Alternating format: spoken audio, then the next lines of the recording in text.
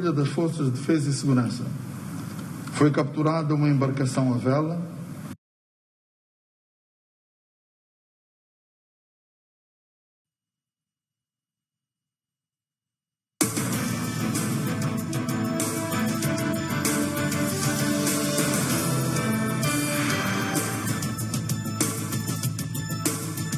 Forças de Defesa e Segurança abateram 109 terroristas em várias operações este mês em Cabo Delgado.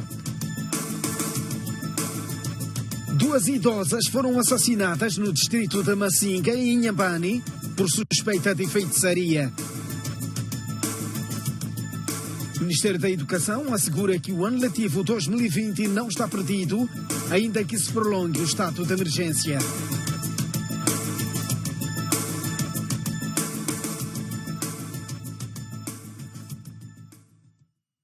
Muito boa noite, bem-vindos ao Jornal. Um total de 129 terroristas foram abatidos neste mês pelas Forças de Defesa e Segurança em várias operações realizadas na província de Cabo Delgado. Segundo o Ministro do Interior, estas baixas do lado dos terroristas terão sido a razão que levou os insurgentes a assassinarem populares como medida de retaliação. As Forças de Defesa e Segurança. Em conferência de imprensa, no final de mais uma sessão do Conselho de Ministros, os ministros do Interior e da Defesa apresentaram os resultados operativos das ofensivas das Forças de Defesa e Segurança em Cabo Delgado. No dia 7 de abril de 2020, foram abatidos 39 terroristas numa tentativa de ataque à aldeia de Muidumbe. Na madrugada do dia 10 de abril, foram abatidos outros 59 como resultado de um ataque que protagonizaram a ilha Quirimba. Na noite de 11 e 12 de abril, foram abatidos mais 30 insurgentes numa tentativa de ataque à ilha do Ibo, em 4 embarcações disfarçados de pescadores. No dia 13 de abril, numa missão de patrulha das Forças de Defesa e Segurança, foi capturada uma embarcação à vela, diverso material bélico e outros meios de comunicação e posto fora de combate o insurgente durante a sua tentativa de fuga. Afetados pela situação, os terroristas terão, segundo o ministro, encetado uma vingança junto da população, assassinando 52 civis em Chitachi. Este massacre surge como lição às pesadas baixas que os extremistas têm estado a sofrer. Sobre a situação atual na província, o ministro do Interior garante que as Forças de Defesa e Segurança estão no controle das operações. Que identificamos onde o inimigo se encontra, quais são as suas bases, quais são os seus acampamentos e os seus movimentos. Enquanto isso, as Forças de Defesa e Segurança estão estrategicamente preparando-se para mais uma ofensiva. Durante a conferência, o governo condenou o que chamou de desinformações que vêm sendo veiculadas, incluindo acusações da Renamo, e diz que não vai tolerar qualquer ato de subversão. As Forças de Defesa e Segurança condenam com veemência os pronunciamentos do porta-voz do partido Renamo, que acusa o Estado moçambicano de assassinar civis numa tentativa clara de fazer um aproveitamento político. Reafirmam que não tolerarão estes atos de subversão.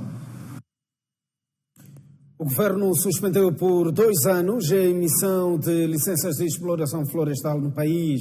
De acordo com explicações dadas pelo porta-voz do Conselho de Ministros, a medida surge como forma de diminuir a pressão em curso sobre os recursos naturais. O nosso país detém uma considerável área de floresta nativa e outras formações florestais sujeitas a uma grande pressão, como sabemos todos nós, o que origina uma elevada taxa de desmatamento e degradação florestal. Dados recentes, nomeadamente os que nós obtivemos a partir dos documentos do 4º Inventário Florestal Nacional, estimam que há um decréscimo acentuado da área florestal produtiva de cerca de 27 milhões registrados no inventário de 2007 para 17 milhões de hectares e, consequentemente, uma redução dos cortes anuais admissíveis para espécies de valor comercial, de 640 mil metros cúbicos em 2017, melhor em 2007, para 446 mil metros cúbicos em 2017. Portanto, como forma de diminuir a pressão sobre os recursos florestais, algumas medidas restritivas de exploração florestal foram sendo aplicadas nos últimos 5 anos para inverter o cenário. É tendo em vista aquilo que foram os resultados das medidas restritivas implementadas até então, que nesta altura, em 2020, o Governo entendeu e bem que seria de bom tom, portanto, suspender a emissão de licença de novos pedidos, pelo menos por um período de 2 anos, enquanto se faz a monitoria de processo, para ver o que é que recomendará o período posterior a esses 2 anos em termos de procedimentos novos. Se relaxa os 2 anos ou se renovará esta medida restritiva. Mas é tudo tendo em vista a questão da conservação e sustentabilidade do nosso parque florestal. O secretário do Estado para Juventude e Emprego, Osvaldo Petersburgo, explicou esta tarde como foram apurados os mais de 48 mil empregos criados no primeiro trimestre deste ano e anunciados ontem pelo Presidente da República na sua comunicação pela passagem dos primeiros 100 dias de governação neste segundo mandato. Segundo Petersburgo, até houve uma redução de 40% de empregos criados se comparado com os últimos 2 anos e que o apuramento é feito com base nas listas nominais submetidas pelas empresas aos centros de emprego. Este Instituto de Emprego é a instituição em Moçambique que tem competências delegadas do Instituto Nacional de Estatística para fazer o registro de empregos. Por um lado, através da folha de relação nominal e, por outro lado, através de dados administrativos que são coletados através dos nossos pontos focais que estão nos distritos e que estão nas capitais provinciais. Temos a folha de relação nominal, que esta plataforma é a plataforma que as empresas usam para poder atualizar os dados dos seus trabalhadores. Definimos, através da nossa política de emprego, que estar emprego em Moçambique significa, por exemplo, aquele que trabalhou durante uma semana e teve um rendimento acima do salário mínimo, este cidadão é considerado como um emprego, podendo ser alguém que trabalhou por conta de outrem ou por conta própria, desde que tenha um rendimento.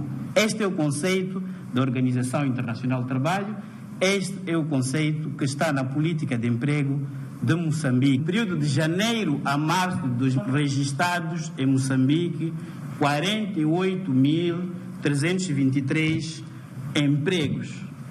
Estes empregos que foram registrados em Moçambique à nominal e através dos dados administrativos foram essencialmente nas áreas da agricultura, comércio a retalho e a grosso, construção e trabalho portuário. A Frelimo diz que os partidos políticos devem evitar discursos incendiários numa altura em que os moçambicanos têm um inimigo em comum por combater. O partido no poder reagiu ao balanço dos 100 dias de governação de Filipe Nunes e diz que o Presidente da República foi realista e falou do trabalho feito. Um dia depois de Filipe Nunes se falar à nação, o secretário-geral da Frelimo diz que o Presidente da República destacou realizações sem se limitar em justificar o que não foi possível fazer. Era suposto que o governo aparecesse apenas a justificar não ter conseguido fazer nada por causa dessas adversidades. Mas, mais uma vez, o camarada Presidente conseguiu provar que no meio das adversidades é possível fazer alguma coisa. Roque Silva fala também dos partidos da oposição com assento no Parlamento, apelando que evitassem discursos divisórios quando há um desafio maior. Não podemos aparecer a criar discursos que nos possam dividir ou que se possam fazer desacreditar a nossa liderança numa altura em que tem desafios mais importantes e que provam resultados concretos através do trabalho que tem sido feito. Há espaços que têm sido colocados à disposição dos líderes de partidos políticos, particularmente os que estão representados na Assembleia, para colocar as suas ideias, que nesse espaço seja explorado tudo o que tiverem como ideias, que é para evitar distrair a população com discursos incendiários que em nada contribuem para a consolidação da paz e da unidade nacional. O pronunciamento de Roque Silva surge depois de o presidente da Renamo, Ossuf Momad, ter falado de alegada reativação de esquadrões da morte e ter acusado o partido no poder de perseguição aos seus membros. Retomamos a leitura do cenário em Cabo Delgado, com o Banco de Moçambique a alertar que a instabilidade militar naquela província poderá comprometer os ganhos econômicos do país. O Banco Central avisa ainda que o prolongamento da Covid-19 a médio prazo poderá adiar as decisões de investimento. Em respostas escritas a questões sobre a instabilidade militar em Cabo Delgado, enviadas por jornalistas, o Banco de Moçambique falou de possíveis efeitos econômicos da situação, entre eles a redução dos ganhos que o país poderá sofrer nos projetos de gás natural. O aumento dos custos com a segurança dos projetos ou adiamento das decisões de investimento tem um custo socioeconômico elevado para o país, porque, por um lado, são custos recuperáveis, reduz o imposto na fase de produção e, por outro lado, o delay afeta a viabilidade e o sentido de oportunidade dos projetos num cenário em que ocorrem descobertas noutras regiões do mundo, incluindo o shale gás nos Estados Unidos de América, o que pode comprometer os ganhos econômicos do país, receitas, dividendos, emprego e outros. Já em relação à Covid-19, o Banco Central fala de possíveis efeitos negativos na indústria do gás. O impacto desta crise sanitária para a economia moçambicana pode ser resumida no seguinte: aumento das despesas do governo nas áreas de saúde e assistência humanitária, bem como a redução dos investimentos, uma vez que o prolongamento da Covid-19 a médio prazo poderá resultar no adiamento das decisões de investimento. Noutro documento enviado à STV, na noite desta segunda-feira, o governador do Banco de Moçambique decidiu prorrogar a título excepcional o prazo de liquidação do nosso banco, uma instituição bancária em liquidação, por um período de 90 dias, a contar da data do fim do estado de emergência, 30 de abril corrente. Segundo o regulador do sistema financeiro, a decisão foi tomada tendo em conta que o processo de liquidação do nosso banco, Sociedade em Liquidação, se encontra na sua derradeira fase. Estão em implementação medidas de contenção da propagação do novo coronavírus no âmbito do estado de emergência em vigor no país, as quais têm estado a condicionar o normal funcionamento das instituições públicas e privadas e, por conseguinte, a constranger o acesso pelos utentes dos serviços por estas prestados. E se mostra recomendável preservar os interesses dos credores do nosso banco, Sociedade em Liquidação. O governador do Banco Central decidiu ainda nomear Hortência da Glória Alberto para desempenhar as funções de vogal em representação dos credores na Comissão Liquidatária do nosso Banco SA, substituindo assim no cargo Agostinho Júlio Maguengue. 2 idosas foram assassinadas no distrito de Massinga, em Inhambane. Uma das vítimas foi morta pelos sobrinhos que a acusavam de feitiçaria.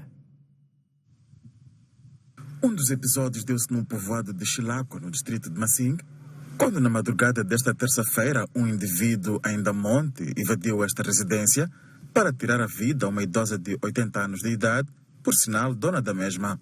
Entraram pessoas estranhas nesta casa aqui. Apanharam a vítima a dormir, então não sei o que terá acontecido e mataram aquela pessoa.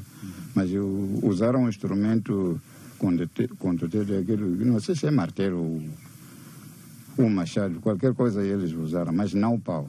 Esta criança estava a dormir ao lado da vítima e viu a própria avó ser assassinada. O miúdo diz que durante a noite viu uma pessoa que ele não conseguiu reconhecer quem seria, se era um homem ou era uma mulher, mas ele viu um homem, viu uma pessoa aí dentro. Pronto. E limitou-se por dizer isso. Suspeita-se que este assassinato tenha motivos supersticiosos. Entretanto, a família alega que a vítima não se desentendeu com ninguém.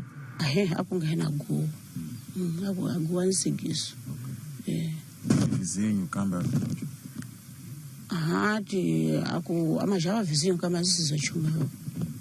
Ainda em Masinga, 3 irmãos decidiram tirar a vida à tia, acusando-a de feitiçaria. 3 irmãos, de idades variam de 20 a 28 anos de idade, dirigiram-se à casa da sua tia por volta das 18 horas. A sua tia, de 61 anos de idade, lá, usando um instrumento, usando uma faca, desferiram vários golpes nela, que perdeu a vida no local. Os mesmos alegam que a tia era feiticeira. A polícia diz que trabalha para esclarecer os 2 crimes e responsabilizar os autores. Estes 2 crimes chocantes acontecem poucos dias depois do Tribunal Judicial da província de Inhambane ter condenado a penas que vão de 18 meses a 23 anos de prisão a pelo menos 11 pessoas da mesma família por terem assassinado um idoso, também por superstição. Mas afinal, o que leva uma pessoa a matar outra pessoa que outrora lhe deu a vida? Com imagens de Félix Jamis, Hugo Firmino, STV. Uma jovem de 26 anos de idade foi violada sexualmente e depois assassinada no bairro Zimpeto, na cidade de Maputo. A polícia já deteve os suspeitos. Foi na noite da última quinta-feira que a vítima, Ana Tamel, de 26 anos de idade, voltava do serviço e desceu nesta paragem e, seguindo por este caminho em direção à sua casa, que nunca mais chegou. Em vida, era seguida por estes 2 jovens que, segundo a PRM, a violaram, assassinaram e apoderaram-se dos seus bens. Os suspeitos repetiram o percurso da fatídica noite e contam como aconteceu. Apertei o pescoço, levei a bolsa e quando estava a ver os três moços,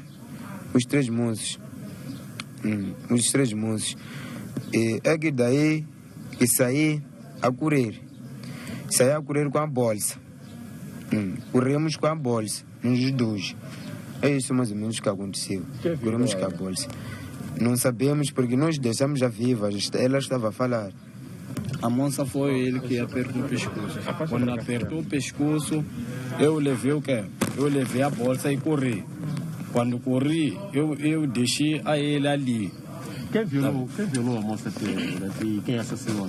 Não sei, só eu já não sei, porque eu só levei a bolsa a correr. O corpo da vítima foi encontrado na casa de banho desta casa desabitada no bairro do Zimpeto, onde supõe-se que tenha sido violada e assassinada. Um crime que está a criar revolta nos moradores. Esse cenário nunca aconteceu aqui, nunca tivemos situação igual. É a primeira vez. Segundo a polícia, os indivíduos, depois de cometerem o crime, ligaram para a mãe a exigirem dinheiro para que indicassem o paradeiro da finada. Portanto, fazer referência que depois destes indivíduos extraviarem, violarem sexualmente primeiro, depois de assassinarem, teriam ligado para a mãe da vítima no sentido de solicitar que ele enviasse 4.000 meticais para que eles indicassem onde está a sua filha. Esta senhora teria insistentemente tentado perceber destes indivíduos onde é que estava a sua filha e, não tendo resposta, recorreu à nossa subunidade e a partir daí começamos a intentar essas diligências e conseguimos agora neutralizá-los. A agitação registrada esta segunda-feira no mercado Estrela Vermelha deveu-se ao rastreamento e localização do telefone roubado da vítima, que já tinha sido vendido a estes 2 revendedores de telemóveis a 1.900 meticais.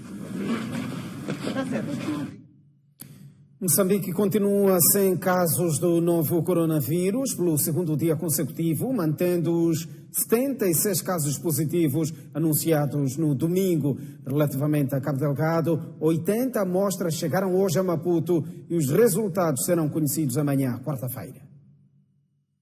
Pelo segundo dia consecutivo, o país não tem novos casos positivos da Covid-19. 84 foram testadas nas últimas 24 horas. 31 amostras foram colhidas ao nível da cidade de Maputo, 52 amostras na província de Maputo e uma amostra na província de Gaza. Destes casos testados nas últimas 24 horas, todos revelaram-se negativos para o Covid-19. Cabo Delgado, atual epicentro dos novos casos da Covid-19 em Moçambique, está na fase de testagem massiva e os resultados serão conhecidos esta quarta-feira. A equipe seguiu para Funs hoje e recebemos ao início desta tarde cerca de 80 amostras. Portanto, essas amostras ainda vão ser testadas com uma compreensão mais correta de como é que o trabalho dentro do acampamento ocorre. Há de haver um plano de, pelo menos, acreditamos, 100 amostras diárias chegarão ao laboratório de referência para testagem. Mas não é somente a Total a operar em Cabo Delgado e o Ministério da Saúde garante que está a trabalhar em colaboração com o Ministério dos Recursos Minerais e Energia em relação à testagem das outras petrolíferas. Antes do aparecimento dos casos em Funs, nós já trabalhávamos com o Ministério e estávamos a trabalhar com todas as petrolíferas para termos um plano de resposta coordenado. E esses planos foram elaborados e todas as petrolíferas começaram a implementar. Apesar de não ter havido casos novos nas últimas 48 horas, o Ministério da Saúde recomenda ao cumprimento de medidas de prevenção, dentre as quais: evite tocar nas paredes em casa, nos móveis da casa e nos objetos antes de lavar as mãos. Sempre que possível, descalçar e entrar dentro de casa sem os sapatos. A roupa que usamos temos que lavar sempre, não com uma medida adicional, mas com água e sabão, como de costume. Até esta terça-feira, o Instituto Nacional de Saúde testou 1.772 amostras que deram em 76 casos positivos. 841 pessoas continuam em quarentena e sob acompanhamento médico.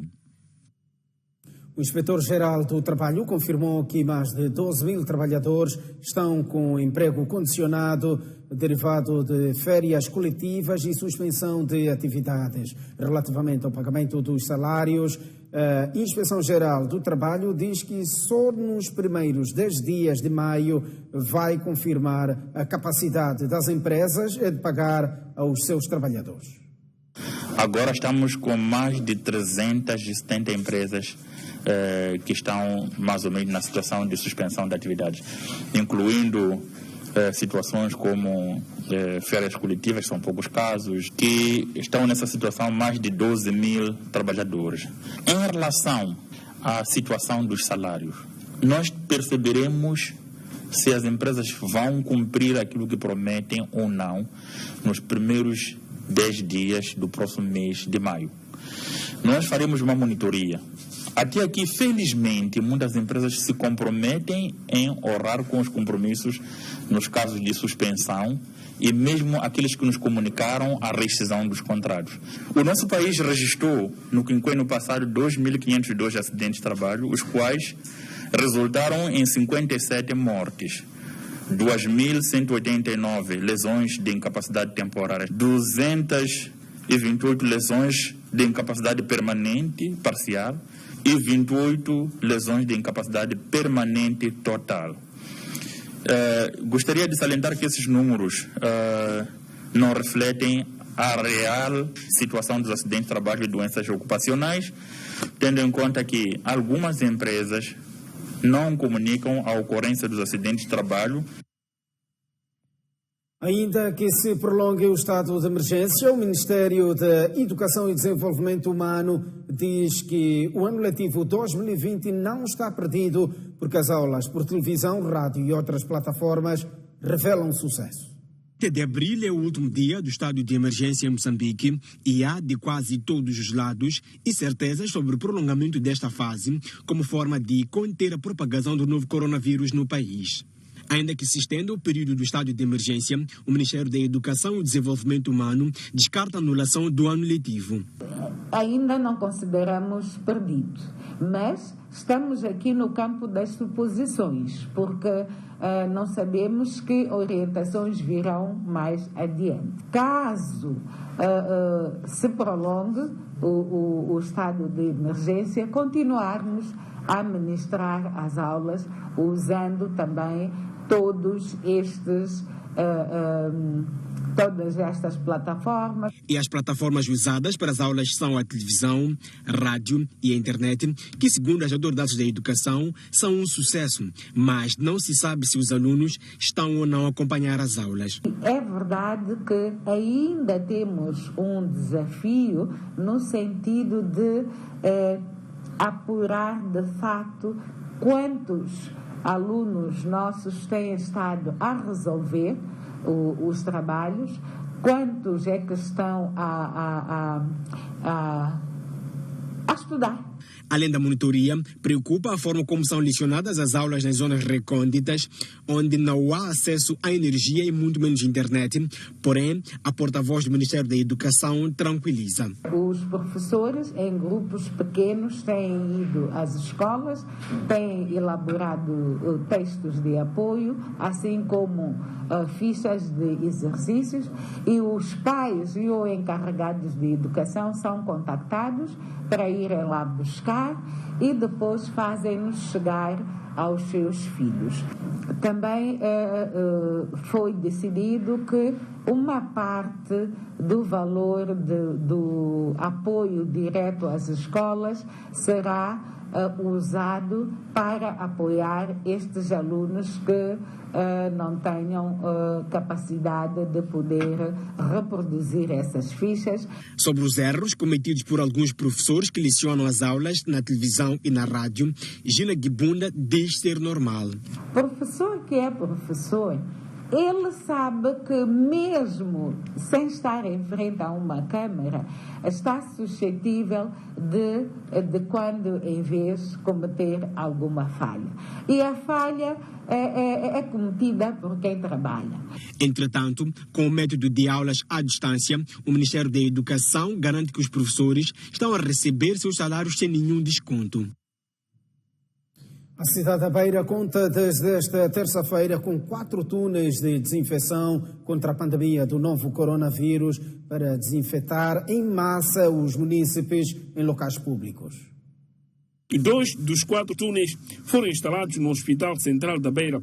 Com estes túneis, fica assim garantida a desinfecção em massa dos munícipes, particularmente nesta que é a maior unidade hospitalar da região centro, onde centenas de munícipes dirigem-se todos os dias para receberem assistência médica medicamentosa.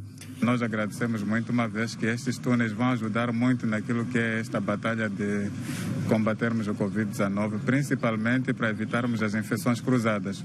Como sabem, esta é uma unidade hospitalar, nós temos crianças aqui internadas, temos mulheres grávidas e temos que evitar que as infecções, principalmente pelo Covid-19, saiam de fora para dentro do hospital.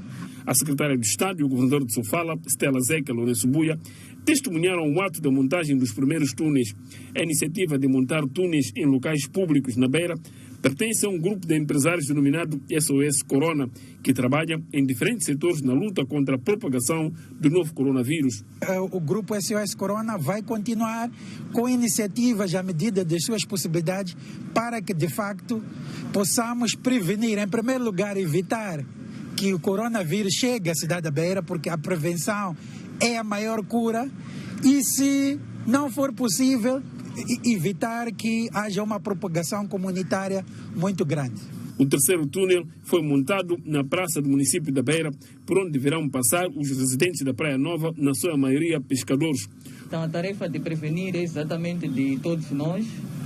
Do nosso lado, como munícipes, como comunidade, temos que acatar tudo aquilo que são recomendações que nos são ditas e trabalharmos em conjunto para conservar, para fazer valer todos esses apoios que nós temos recebido.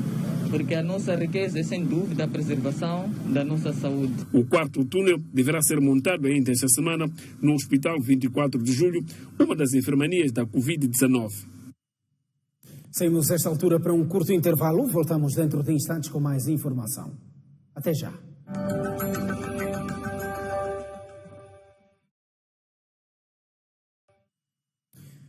Muito boa noite uma vez mais. Segunda parte do jornal. Mais de 72 mil famílias vão beneficiar de sabão para a lavagem das mãos no âmbito da prevenção da Covid-19. Por efeito, o Absa Bank doou hoje 36 toneladas deste produto de higiene ao Ministério da Saúde. Já o Millennium Beam vai doar 15 milhões de meticais ao Hospital Central de Maputo, também para apoiar nas medidas de prevenção.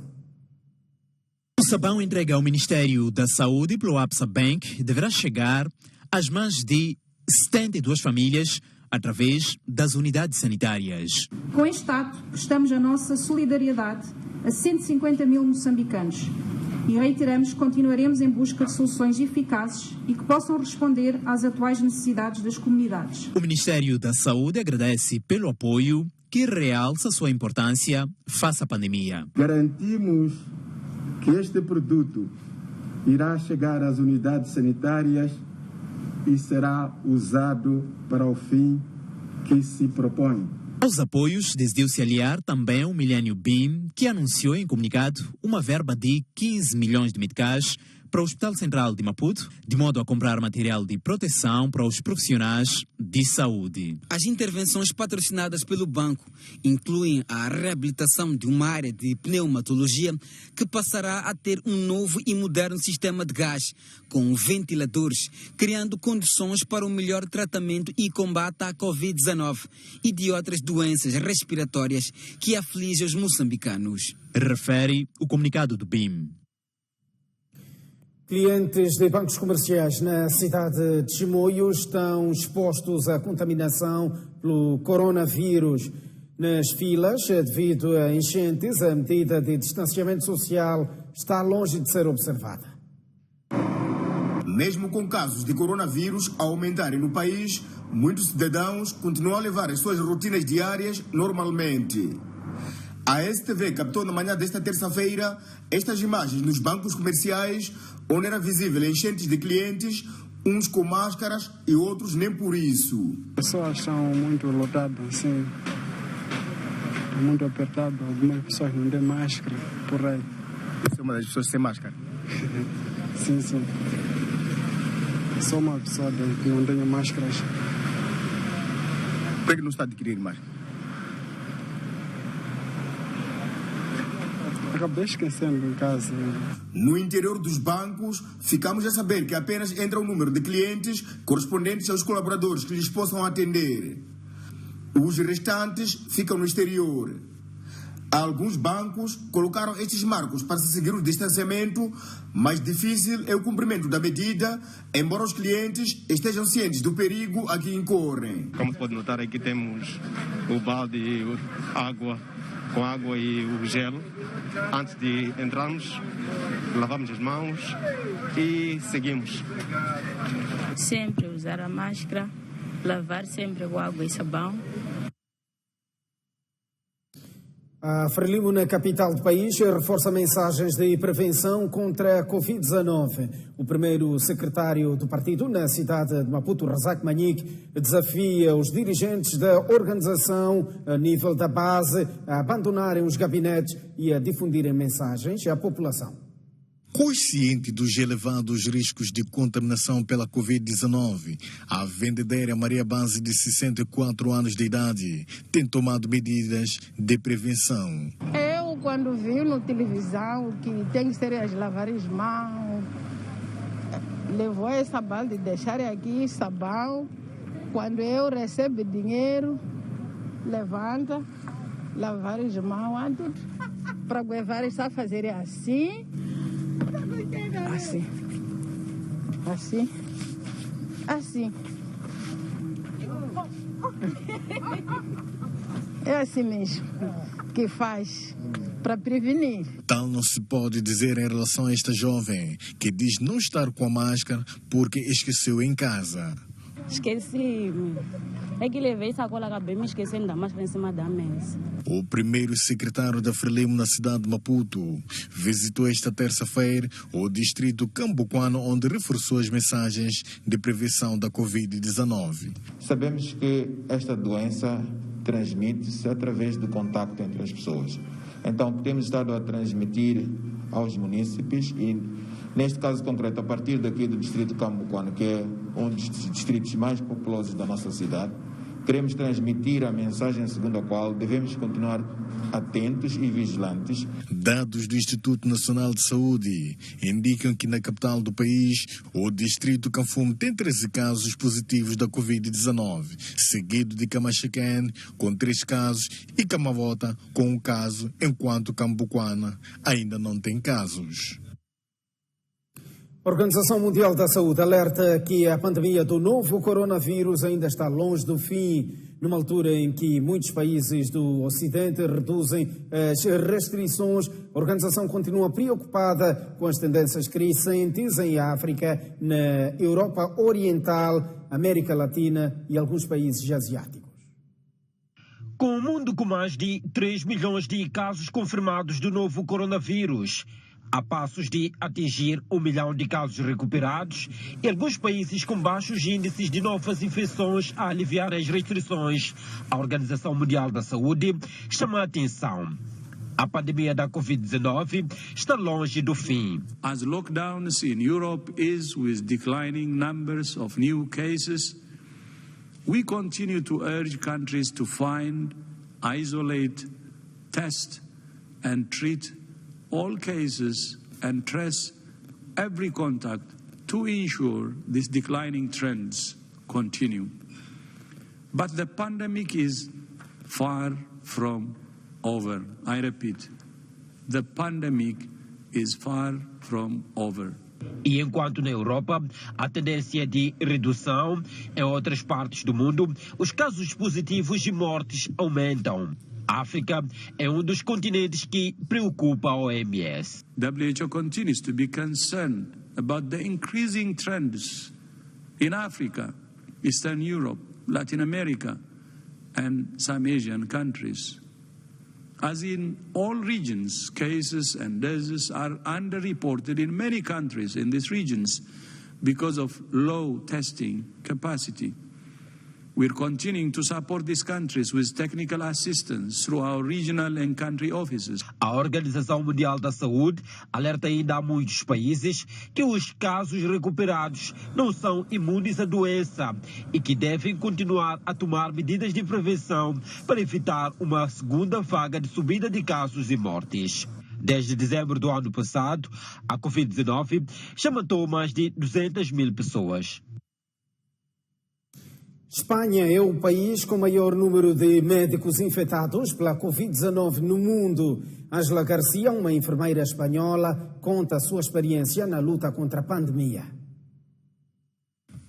Com mais de 227 mil infectados e cerca de 24 mil mortos, Espanha é o segundo país mais afetado pela Covid-19 no mundo, depois dos Estados Unidos da América.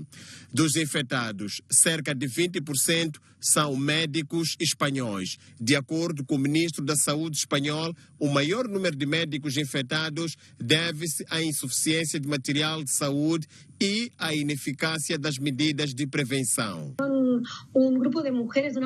Estas declarações são comprovadas pela enfermeira espanhola Ângela Garcia, do Hospital Del Mar, em Barcelona.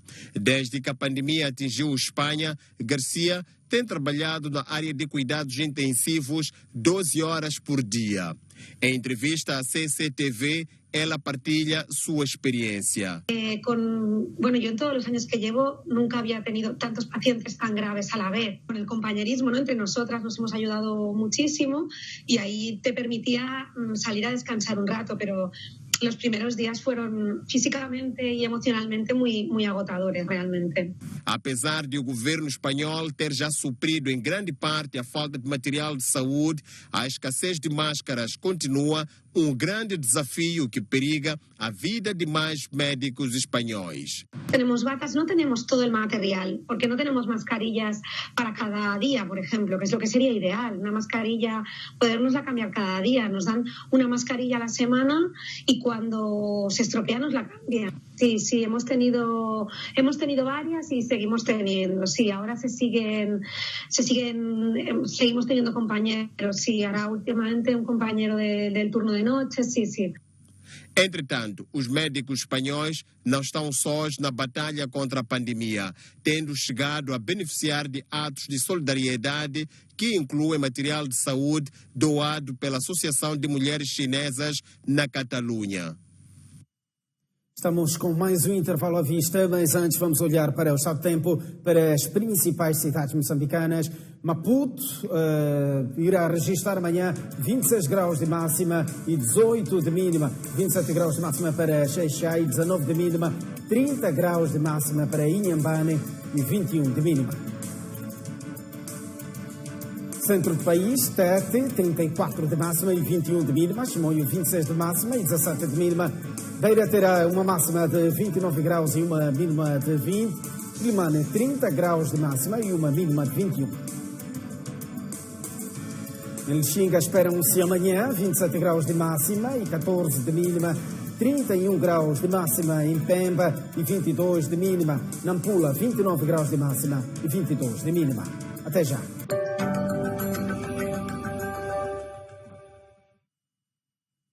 Muito boa noite uma vez mais, estamos de volta para a terceira e última parte do jornal. O secretário de Estado do Desporto visitou ontem as infraestruturas do Machaquene, onde constatou que estão em condições precárias e precisam de uma reabilitação urgente. Gilberto Mendes revelou que o governo poderá intervir caso seja necessário para resgatar a imagem daquele clube histórico. Neste relevado celebrou-se vitórias, chorou-se derrotas e assistiu-se também aos maiores embates da capital do país. Este é o histórico clube de desportos do Machaquene, fundado na era colonial, mais especificamente em 1920, que com o tempo as bancadas que acolhiam os adeptos perderam cor, ganharam rachas e o capim não para de crescer. Enfim, o velhinho Machaca está em ruínas. O melhor pavilhão do país está aqui instalado neste espaço. Tem estes terrenos todos que a gente está aqui a ver, tem infraestruturas que não acabam mais. E se o foco da Secretaria de Estado é a reabilitação de infraestruturas, tem que haver futuro. Para o secretário de Estado do Desporto, que esta segunda-feira visitou aquele clube, a degradação das infraestruturas desportivas deveu-se ao que chama de relaxamento dos gestores na sua manutenção. Quando a gente sabe que há um dinheiro que paga o salário, provavelmente a necessidade de pensar rápido, de pensar de forma comercial, de forma empresarial, vai uma espécie de relaxamento. Isso, é um relaxamento. Então, o salário que entra, as contas são pagas, então não há necessidade de tu pensares muito. De repente, quando a fonte seca, ficas um bocadinho sem perceber agora como é que eu me giro. Com a fonte de dinheiro seca, Gilberto Mendes diz que a Secretaria de Estado do Desporto vai contribuir em ideias que ajudem na sua reabilitação, mas se for necessário, poderá intervir diretamente. Não vai ser o Estado diretamente a investir em infraestruturas, até pode ser, dependendo das circunstâncias que se coloquem. As parcerias público-privadas que existem, pelas quais o Estado pode intervir, estão aí para nós fazermos uso delas. Já a Comissão de Gestão dos Tricolores vê na visita de Gilberto Mendes uma oportunidade para o cumprimento dos objetivos do Machaquene, e um deles é a reabilitação das suas infraestruturas. Um clube que se preze tem que começar, porque a sua imagem começa nas suas infraestruturas. E quem conhece o Machaquene, quem conheceu o Machaquene, como é o meu caso, e vê o Machaquene que hoje está representado através das suas infraestruturas, vê que efetivamente a dimensão do Machacane não está espelhada nestas infraestruturas. Além de Machacane, o secretário de Estado do Desporto prevê visitar mais clubes a nível do país para avaliar o nível de conservação das suas infraestruturas. E amanhã, Gilberto Mendes visita o clube vizinho desportivo de Maputo. Não perca dentro de instantes o Noite Informativa numa condução de Boaventura Mucipe. Já temos Boaventura Mucipe. Muito boa noite. Que linhas vão dominar a edição de hoje?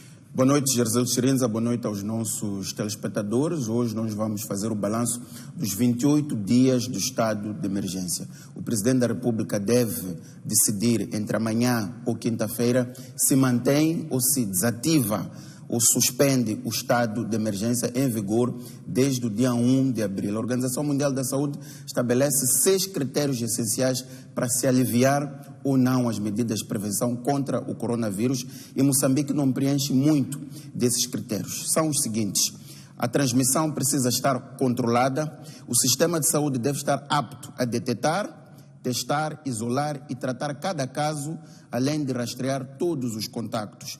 Os riscos do surto precisam estar minimizados em condições especiais, como unidades de saúde e casas de repouso.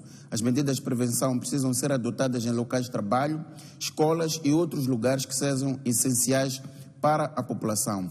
Os riscos de importação da doença devem poder ser administrados. O último, as comunidades precisam estar completamente educadas, engajadas